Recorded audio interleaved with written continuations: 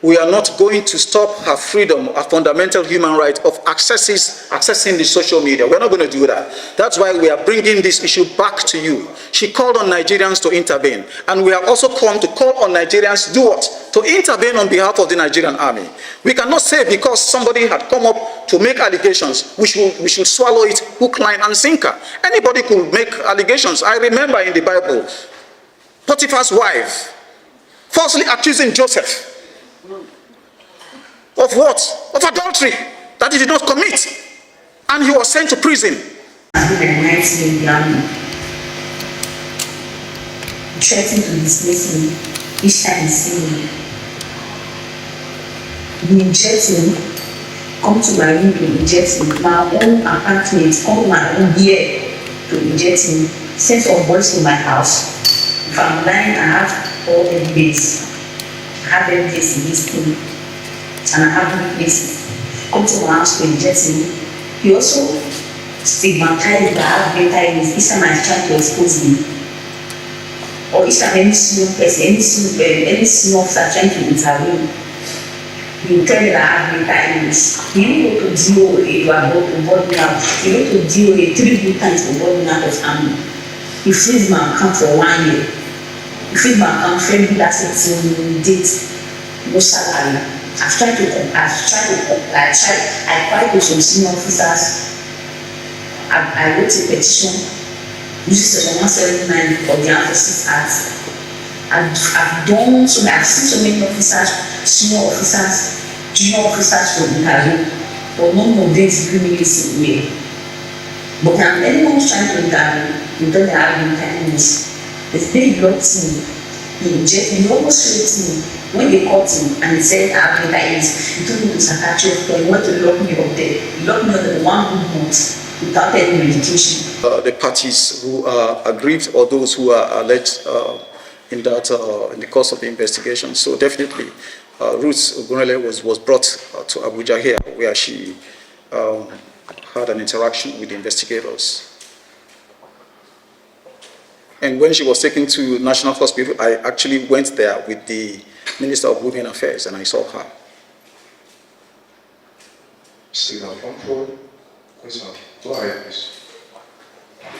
In the course of my press briefing, that recommendation was based on the findings about her medical health, or mental health, so to speak.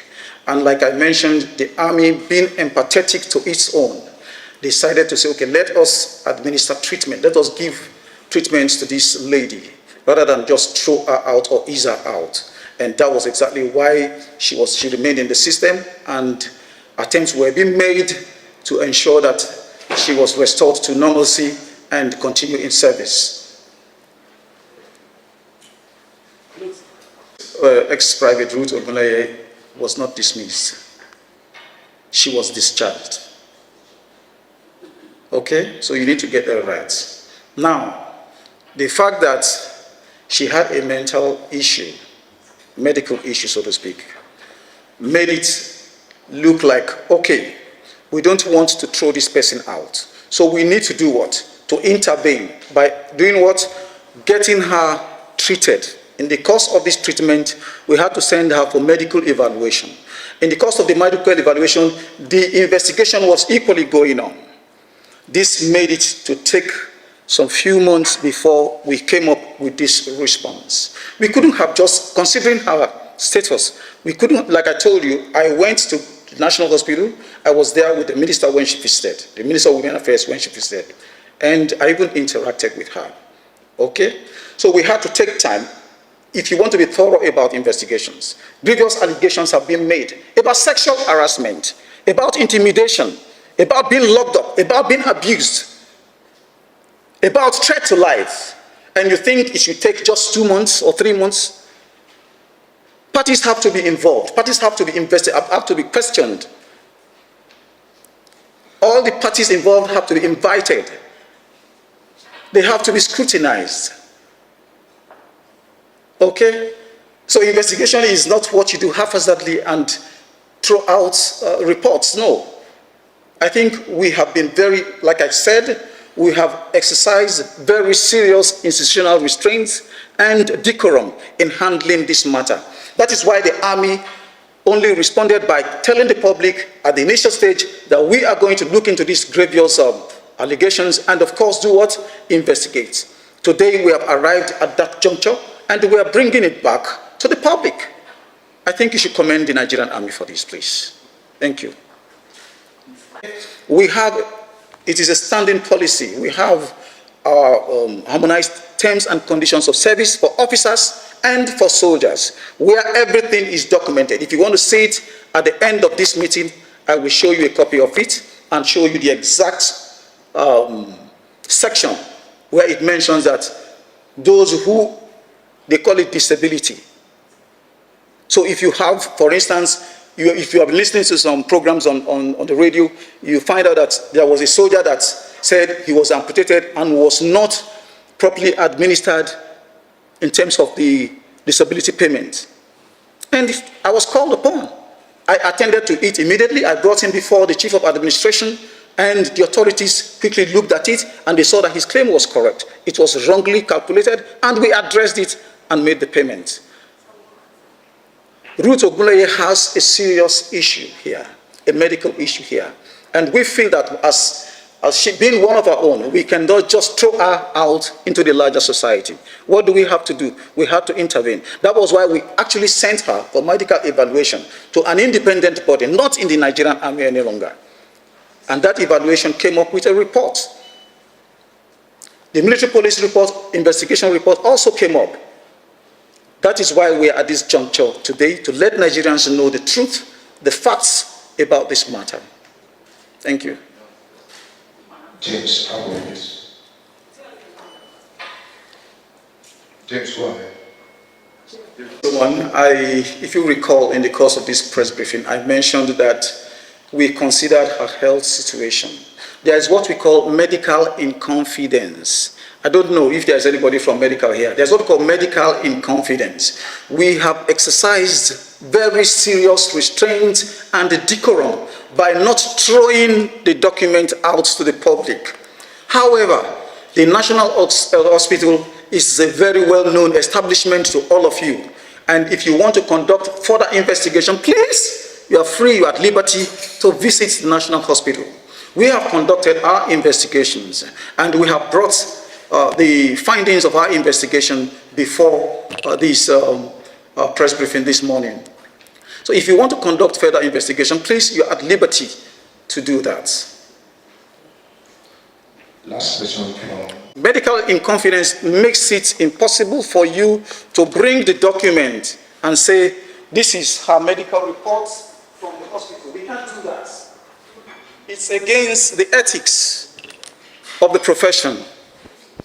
Okay? It's just like you visit a hospital for consultation and all that, and the doctor throws out your whatever investigation you went there to do to the public about your health. That is why we have exercised very serious restraint and decorum about this matter. We have been very careful to ensure that we handle it very professionally. Solomon, you are not paying attention, and you asked me a question. Okay. Established code of conduct. We have rules and regulations that guide personnel of the Nigerian Army. Once you commence your training at the Depot Nigerian Army as a soldier or at the Nigerian Defense Academy as an officer, you are exposed to those regulations and you begin to imbibe them right from the onset of your training. So there is no soldier, there is no officer that does not understand the implications of sexual harassment or intimidation in the service.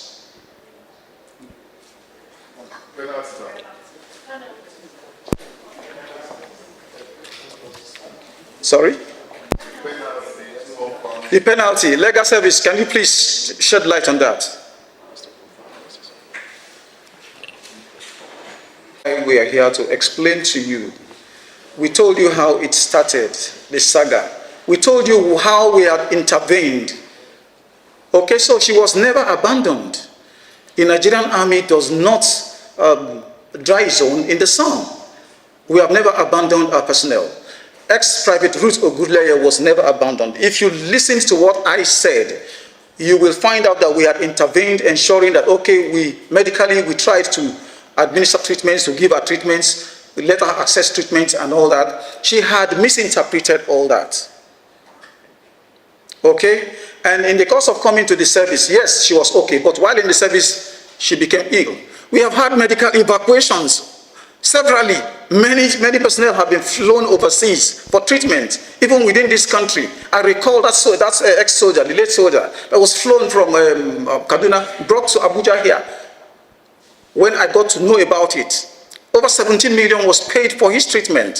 So the Nigerian Army, particularly the current leadership, had been very, very serious in intervening in the welfare of personnel, particularly when it concerns issues of medical conditions. So let me make it abundantly very clear that ex-Private Ruth Ogunleye was never abandoned. That is why it took this long before we got to this point. And I just told you that even when she claimed that her salaries were not paid, her salaries were paid. We had the proofs. The minister came around. We showed her evidence of payment of her salary. And that shut down that argument. And then we proceeded to the next step. Okay, let's establish the medical condition of this person. And then we said, okay, we are not going to do it ourselves because we know people will say we're biased. So go to an independent body. That body, that establishment is there. And I've just told you that you're at liberty to go to that body. Okay? We're not trying to stigmatize anybody here. Rather, we've been very empathetic about the condition of ex-Private Ruth Ogunleye, and that is why it had looked like the army had been taciturn about this incident. We need to understand that. She is one of our own. And we feel that, okay, given these conditions, we had to pay this, pay that, even where she did not qualify. We had to look at it. She didn't serve 10 years. For you to be able to access pension, you must serve 10 years in service. She served only 5 years. And we said, okay, because of her condition, we can't just throw her out. We have to show that we care about our personnel. And that was why we interceded in that direction. We need to understand it. So please, if you have the impression that ex-Private Ruth Ogunleye was abandoned, I think it's a complete misconception. Thank you. And for those who are coming in, we assure them, because we have, what do we call it? Appropriate recruitment process or procedure, so to speak. Medical evaluation is one very important aspect of that process. So you're medically evaluated. I was medically evaluated some over 30 years ago at the Nigerian Defense Academy. And I believe every officer and soldier that you find in this hall went through that due process. But if in the course of service, this infirmity comes, what do? We should be thrown out? No. I don't think the army will be as reckless as that. It has never been. The army would rather look into that situation and see how it could intervene. That has been the situation. So we enjoin all those who want to join the Nigerian Army. You have so many welfare packages. Loans are there, housing, accommodation there. So what are you? Salaries are paid as at when due. Just like we have done for Ruth Ogunleye, if in the course of service you run into one of these issues or conditions or infirmity, be sure that the army will appropriately intervene. Thank you. Thank you very much, sir. We are not going to stop her freedom, a fundamental human right of accessing the social media. We're not going to do that. That's why we are bringing this issue back to you. She called on Nigerians to intervene. And we have also come to call on Nigerians to do what? To intervene on behalf of the Nigerian army. We cannot say because somebody had come up to make allegations, we should swallow it hook, line, and sinker. Anybody could make allegations. I remember in the Bible, Potiphar's wife falsely accusing Joseph of what? Of adultery that he did not commit. And he was sent to prison. But because of God's intervention, Joseph came out of that prison. So we're not saying that we are going to deny ex-private Ruth Ogunleye her fundamental human right of accessing social media or any platform she wants to access. No, we're not going to do that. But what we are saying is that Nigerians must listen as a matter of understanding. Listen to your troops. Listen to the Nigerian army. The Nigerian army is the people's army. She has accused us, yes. We haven't said we wouldn't listen to allegations. We listened to allegations. We told Nigerians that we were going to get back to you. And today, that is exactly what we are doing. So we should go back to the media. You all have your social media handles. Go back and tell Nigerians what we have, tell the world what we have said. And if you want to conduct further investigation, I've told you, the establishment, the National Hospital is there. Go there and find out what happened. Gentlemen, I want to thank you for being part of this. Thank you so much, gentlemen.